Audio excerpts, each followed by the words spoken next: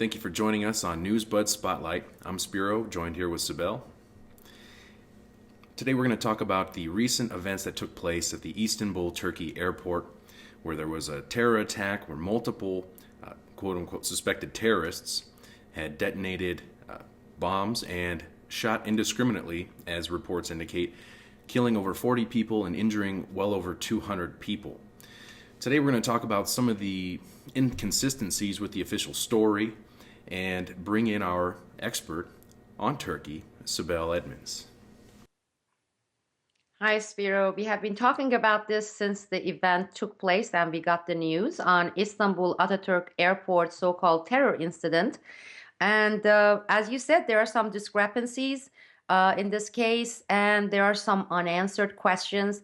There are some interesting elements present in the story, at least the official narratives that we have been given.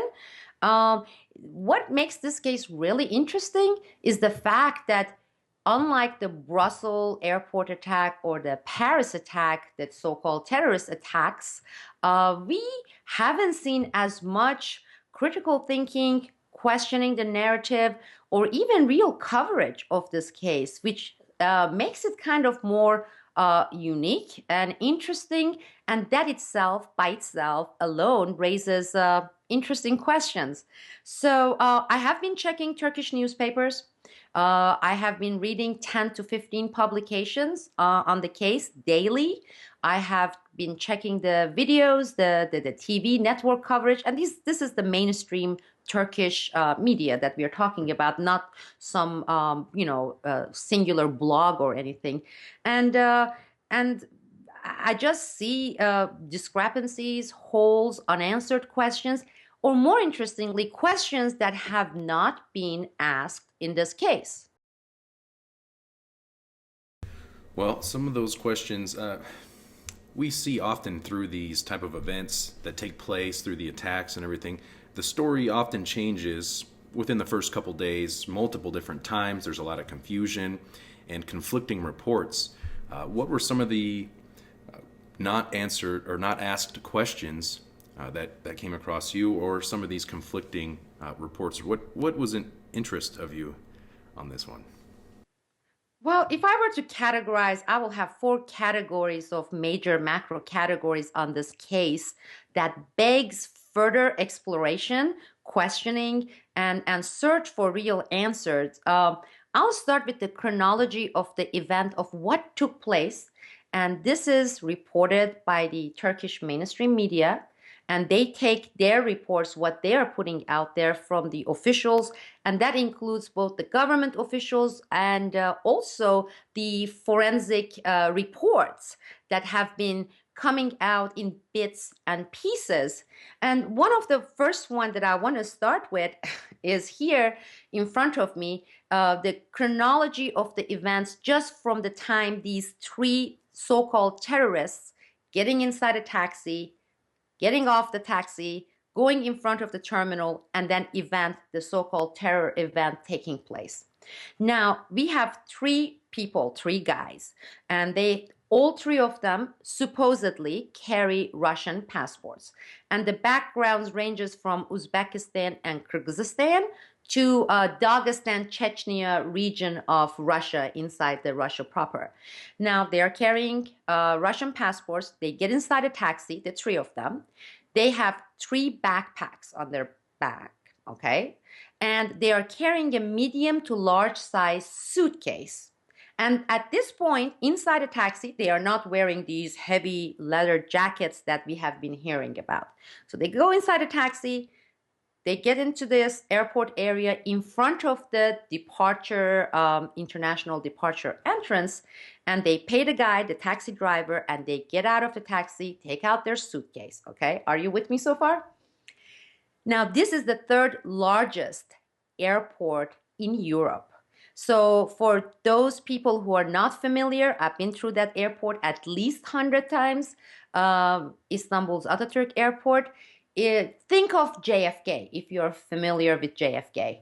Massive traffic. There are thousands of people coming in and out of the international and the domestic terminals. If you're in Europe, think of Heathrow Airport. So we are looking at a very, very active, busy, and also we are looking at an airport that has gone beyond even what we witness here in the United States in terms of security measures.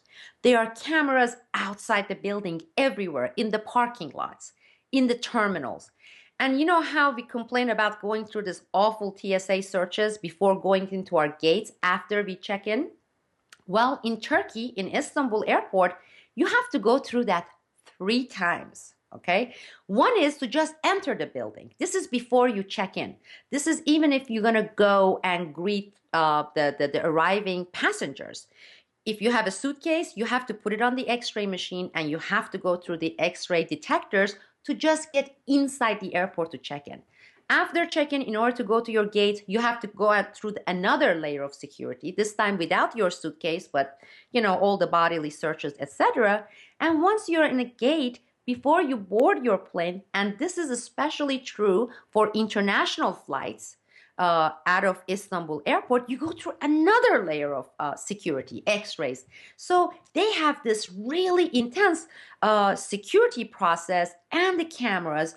You have 3 layers of police security in terms of manpower. You have military police, you have regular police, and you have airport security contractors. At any given time, in any location, you see dozens of these guys going around with like these machine guns. And that's how it is in Istanbul Airport. Because geopolitically, Turkey's importance, geographically, Turkey's importance, being the 3rd largest airport. So what I'm doing here, I'm just giving a little bit of perspective. We are not looking at some dingy little airport in some, small little country in a city. We are looking at a major airport with massive level of security. So these guys, they have their backpacks, they have their mid to large size suitcase, they get out of the taxi. They are right in front of the entrance of the international departure terminal. Hundreds of people, if not thousands around, hundreds of security cameras and the security people. They place this medium to large suitcase on the ground, on the sidewalk, right in front of the departure's entrance. They unzip it. They take several Kalashnikovs out of the suitcase, okay? They take 1 or 2 or 3 Glocks. They put their vests on, and this supposedly had the explosives strapped to this vest. They put on the vest, and all this taking place in front of the entrance with hundreds of people around, security camera. Then they take the guns, they hide it, and then they put these big leather, thick jackets on, and they zip it. Now, even if you're a trained commando and you are really trained, going through that, you're looking at minimum of 2.5, 3 minutes, putting your suitcase, and you're doing this in front of all the security cameras. They're being watched live, dozens of security people, and hundreds, if not thousands of people walking around. Just think of it. Think about it. I mean, does that make sense to you? Number one, why wouldn't you put the vest on with your gun and then the letter on it before you even get in the taxi and get off there? Why would you go through this process of strapping yourself to the explosives, taking the guns out, putting your jacket right there in front of the terminal entrance? I mean, even a retard would not do that if they want to execute a big terror plan in a massive airport with massive level of security. Would you do that, Spiro? Well, just for the record, I would never conduct an attack anywhere, regardless anyways. But no, that definitely doesn't make a whole lot of sense as far as the timeline goes. You would risk blowing your attack, blowing the cover, by going about it that way. Yes, it would make much more sense, in my opinion, to take care of a lot of the preparations before even entering the cab, before arriving to the airport. That way you can indiscriminately go through nonchalantly and carry out your attack. Well, yeah, exactly. That's the point. And interestingly, Spiro, they have not released any footage from the outside cameras. So the taxis, when they drop you there they drop you off in front of the airport, all their license plates are being monitored. Which cars are passing through, every single one of them. All passengers getting inside a taxi, getting off, they're all monitored by dozens of security cameras. And yet they have not, this is the Turkish authorities, they have not released any footage of these guys exiting the taxi, supposedly, this is based on their own, based on their own report, and getting all ready to implement this so-called terror plot in the middle of the airport entry. Okay, where are the footages from this? So that is another missing evidence. Nobody's talking about it, but more interestingly, nobody's questioning it.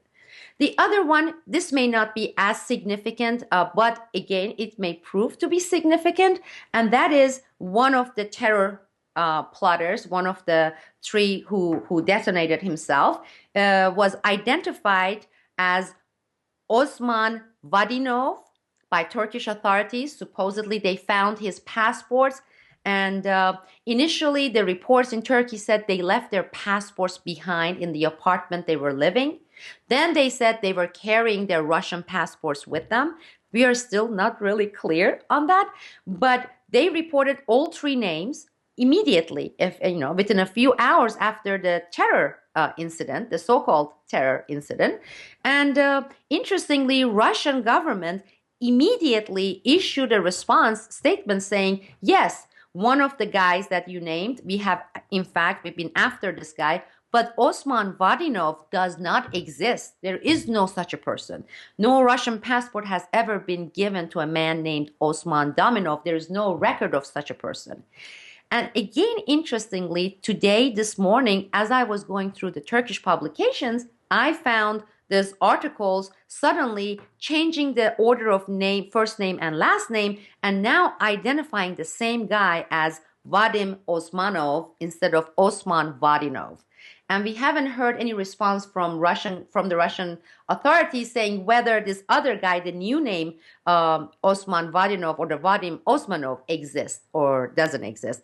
But again, no explanation is provided since they found the passports, they issued all the reports. How could they go from Osman Vadinov to Vadim Osmanov and not provide any explanations? We don't know.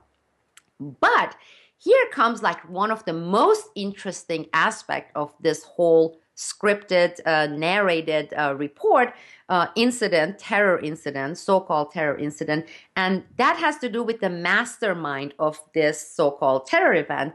And they have already identified the mastermind as a Chechen background from Dagestan region, Ahmet Chatayev. Okay.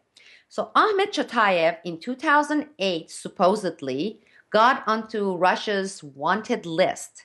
They put this guy on their wanted list for terror ties, for terror activities, the terror operations he was a part of, and he also supposedly collaborated and worked with Dostum, who was the Chechen leader, and this guy ends up in Bulgaria, this Chechen so-called mastermind, right?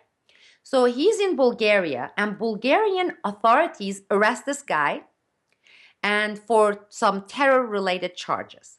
Russia finds out, they immediately send their extradition request to Bulgarian government saying this guy is a major terrorist guy. He's been wanted in Russia since 2008. Please extradite this guy. We need to try and put him in jail, right? Bulgaria, not only they refused to extradite this big terrorist guy, they also released them. They let him go free, okay? You don't see any jerk in mainstream media here talking about these stuff, okay? It's nowhere to be seen. I just saw slight references by Russia Today, and other than that, a few references in Turkish publications, but again, no real questioning by the mainstream media. And not only that, this guy, the so-called mastermind, it is reported that he currently lives in a major Western European city. London, I would say most likely Brussels or Paris. They are not naming the Western European country, but the so-called mastermind is known, his location is known, lives in the Western Europe in a major city.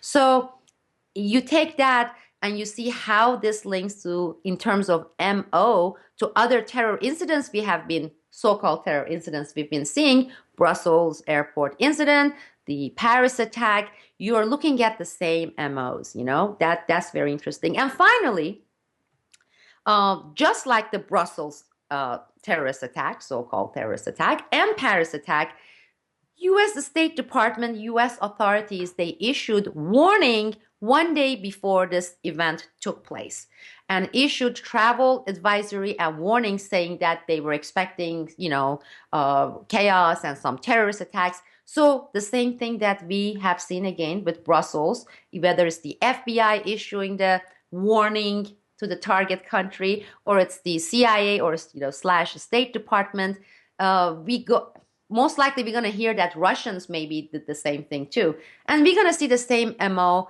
We have seen the same MO. And it applies to this particular case as well, because the official with the State Department who confirmed that, yes, they did issue warning, he still hasn't provided any further explanation. Of course, he's saying, it was not detailed. We didn't know what part of Turkey, what part of Istanbul it was going to take place. But nonetheless, I'm not going to lose time and waste time here on these nonsense semantics.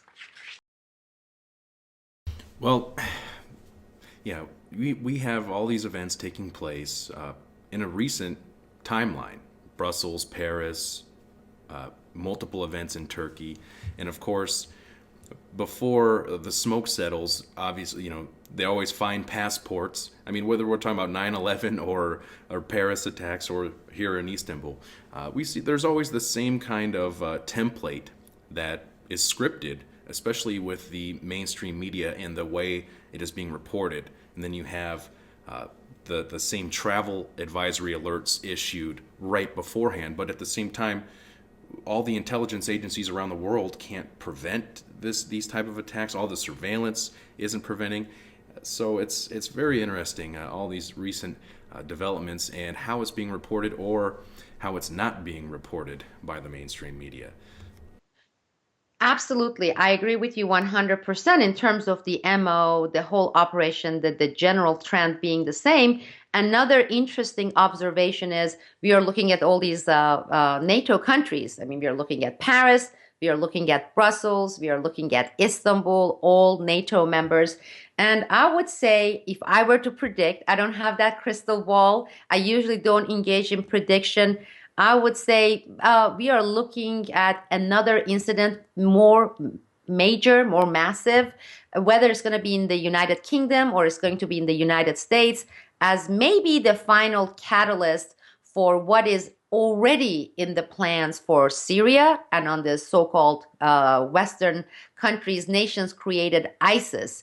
And whether it's London or whether it's JFK in New York, my prediction would be in the next couple of months, we are going to have another massive one that's going to be used to have the boots on the ground in Syria and win the hearts and the minds of the Americans and the Europeans, saying enough is enough. We had Paris attacks, we had the Brussels, we had Istanbul, we have this massive attack in the United Kingdom or in the United States, and that would be where I would be looking at currently, where it's going to take place. And they're going to say, just get rid of them. Let's have a shock and awe. Let's put the boots on the ground. Let's just finish them once and for all. And let's make another Iraq and Saddam incident or the Gaddafi and Libya incident. So I'm confident enough in this prediction to go on record and say, expect another major event, terror event, so-called scripted terror event in the United Kingdom, probably London, or in the United States, followed immediately by shock and awe and the invasion of Syria and having the boots on the ground. Well, that's definitely, we've seen a history of false flags setting up events and wars, justifying massive encroachment on our rights and liberties, and excuses for the funding. They receive massive funding, these intelligence agencies and surveillance agencies. I wouldn't say it's too far-fetched. Well, that's going to do it for this episode of Newsbud's Spotlight with Sibel Spiro. Be sure to check out our upcoming show, where we're going to be talking about a former CIA officer, Sabrina D'Souza, and her alleged involvement in a CIA rendition operation. Please follow us on Twitter, subscribe to our YouTube channel, and Boiling Frogs Post.